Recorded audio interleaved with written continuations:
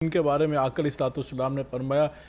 لا یحبنی الا مؤمن ولا یبغضنی الا منافق۔ خود حضرت علی المرتضیٰ کرم اللہ وجہ الکریم فرماتے ہیں کہ مجھے اللہ کے رسول صلی اللہ علیہ وسلم نے فرما دیا کہ جو آپ سے محبت کرے گا وہ مومن ہوگا، جو آپ سے بغض رکھے گا وہ منافق ہوگا۔ یقیناً یہ وہ ذات ہیں جن کے بارے میں قرآن کریم میں اللہ تعالیٰ نے ان کی شان کو بیان کیا، خود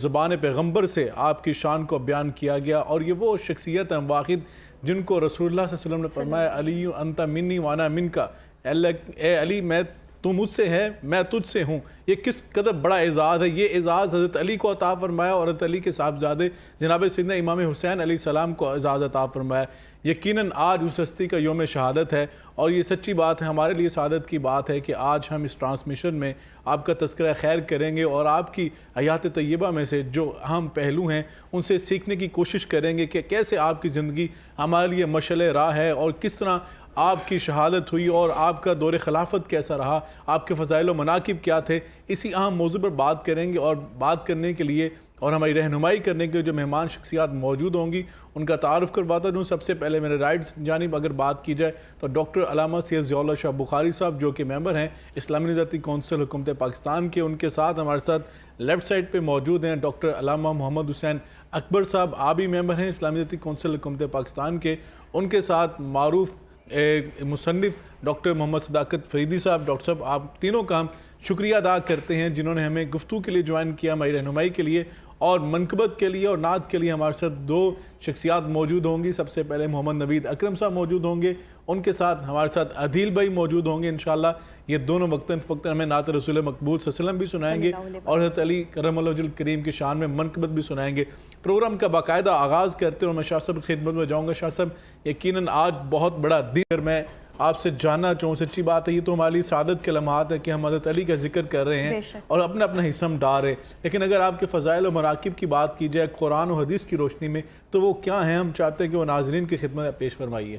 بسم اللہ الرحمن الرحیم۔ یقیناً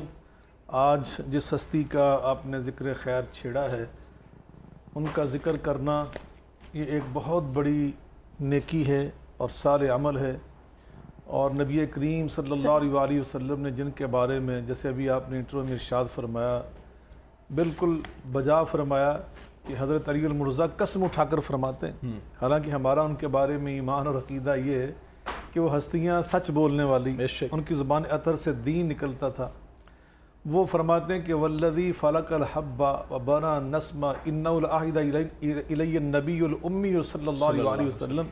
لا یحبنی الا مؤمن ولا یبغضنی الا منافق۔ مجھے خالق کائنات کی قسم ہے، مجھے یہ گارنٹی دی، مجھے یہ عہد دیا جناب محمد مصطفیٰ احمد مجتبیٰ اللہ کے نبی ناد کے وہی صلی اللہ علیہ وسلم نے کہ اے علی تجھ سے جو محبت کرے گا وہ مومن ہوگا، سبحان اللہ، جو تجھ سے بغض رکھے گا وہ منافق ہوگا۔ تو آپ اندازہ لگائیں کہ ان کی عظمت کتنے عظیم انسان ہے وہ، کتنی بڑی شخصیت ہے وہ۔ اللہ یقیناً نبی کریم علیہ الصلوۃ والسلام کے ساتھ جو آپ کا ایک خونی رشتہ ہے وہ بھی اپنی جگہ پہ بڑی فضیلت کا حامل ہے، لیکن اس میں سمجھتا ہوں کہ ہمارے دینی اگر اقدار اور اصول و ضوابط کے لحاظ سے بھی دیکھا جائے تو قرآن پاک میں اللہ فرماتے ہیں والسابقون الاولون من المہاجرین والانصار سبحان اللہ والذین اتبعوہم بإحسان رضی اللہ عنہم ورضوا عنہ وعد لہم جنات، کہ جو سبقت لے جانے والے نبی پاک صلی اللہ علیہ وسلم کا ساتھ دینے میں اول نمبروں پر آنے والے، اور اللہ خود قرآن میں ان کے بارے میں پتہ کیا فرما رہے ہیں کہ میں ان سے راضی ہو گیا، ان سے تو میں راضی ہو ہی گیا، فرمایا جو ان کے نقش قدم پہ چلتا ہے میں تو ان سے بھی راضی ہو جاتا ہوں۔ فَإِنْ آمَنُوا بِمِثْلِ مَا آمَنْتُمْ بِهِ فَقَدْ اهْتَدَوْا، جو ان کے نقش قدم پہ چلتا ہے وہ بھی اللہ کے ہاں ہدایت یافتہ شمار ہوتا ہے۔ تو ان میں جو اول نمبر آئے نا، ان میں جو اول نمبر آئے نا،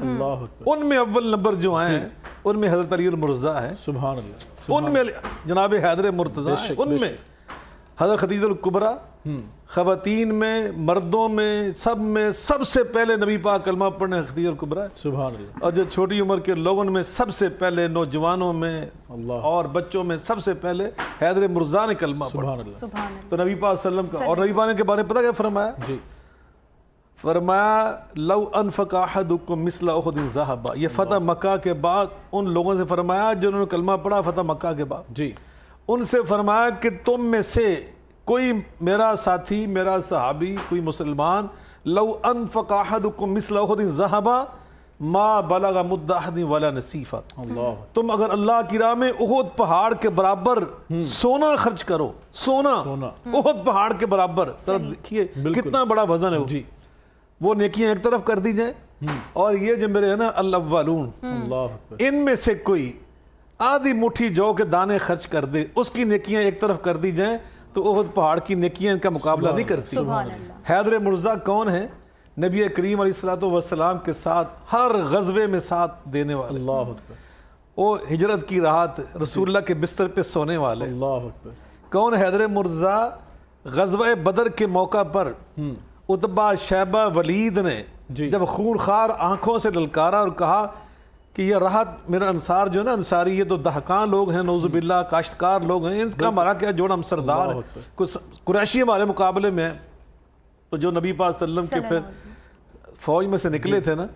نبی پاک کی اجازت سے، ان میں ولید چونکہ ادھر بڑا وہ پھرتیلا تھا، نوجوان تھا، عتبہ شیبہ ایک باپ تھا، ایک اس کا چچا تھا، ایک ان کا، تو جو نوجوان تھا نا، جو سب سے زیادہ ان میں جی طاقتور تھا اور تیز ترار تھا، اس کے مقابلے کے حیدر مرزا آئے میدان میں، اللہ اکبر، اور ہر غزوے میں، غزوہ تبوک کے موقع، غزوہ خندق کے موقع پر عمر ابن عبد ود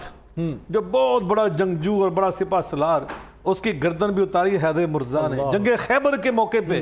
آقا نے فرمایا لَأُعْطِيَنَّ الرَّایَةَ غَدًا رَجُلًا يُحِبُّ اللَّهَ وَرَسُولَهُ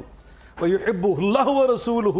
وَيَفْتَحُ اللَّهُ عَلَى يَدَيْهِ، میں صبح پرچم اس ہستی کو دوں گا جو اللہ رسول کا محب بھی ہے سبحان اللہ، اور اللہ رسول کا محبوب بھی ہے، اور کل فاتح خیبر بھی بنے گا۔ اللہ اکبر، جناب فاروق اعظم فرماتے ہیں کہ میں نے کبھی بڑا بننے کی خواہش نہیں کی سوائے اس رات کی، سبحان اللہ، میں بھی یہ سوچتا رہا کہ صبح پرچم مجھے مل جائے، لیکن صبح پرچم ملا تو حیدر مرزا کو سبحان ملا۔ اللہ، یہ شان بالکل، یہ اعزاز آپ کے حصے میں ہی آنا تھا، بے شک۔ اور یقیناً ڈاکٹر علامہ محمد حسین اکبر صاحب بھی موجود ہیں ہمارے ساتھ۔ ڈاکٹر صاحب یقیناً شاہ صاحب نے موضوع کا ابتدائیہ جو ہے بیان کیا ہے، اور جس طرف گفتگو کو لے گئے ہیں، یقیناً حضرت علی کی شان ہو، ان کے فضائل و مناقب ہوں، کوئی بول رہا اور روکنے کا دل نہیں کرتا۔ میں آپ سے جاننا چاہوں گا، حضرت علی المرتضیٰ کرم اللہ وجہ کریم کی شجاعت کے حوالے سے بڑا معروف ہے ان کی شجاعت، لیکن ایک بڑا اہم پہلو ہے آپ کا علم،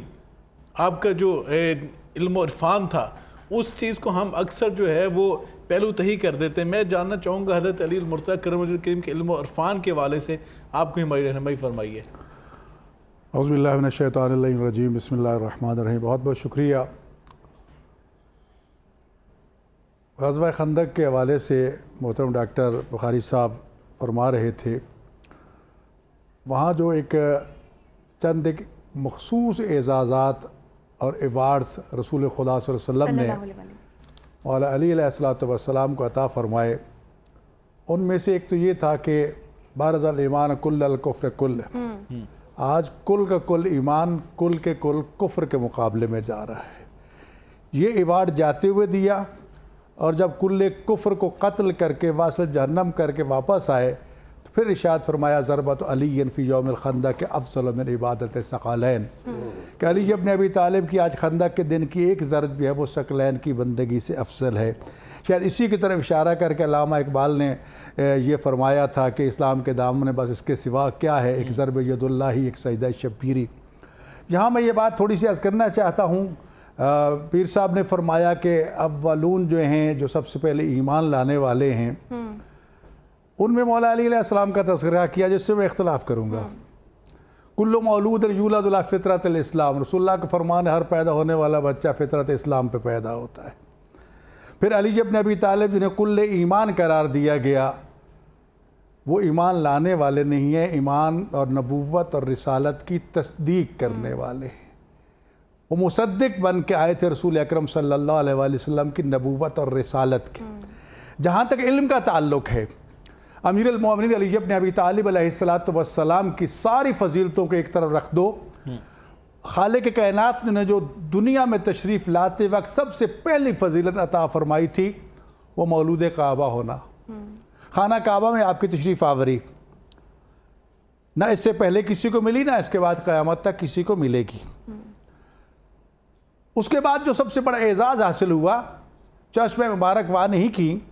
یہاں تک کہ جناب رسول خدا صلی اللہ علیہ وآلہ وسلم تشریف لائے،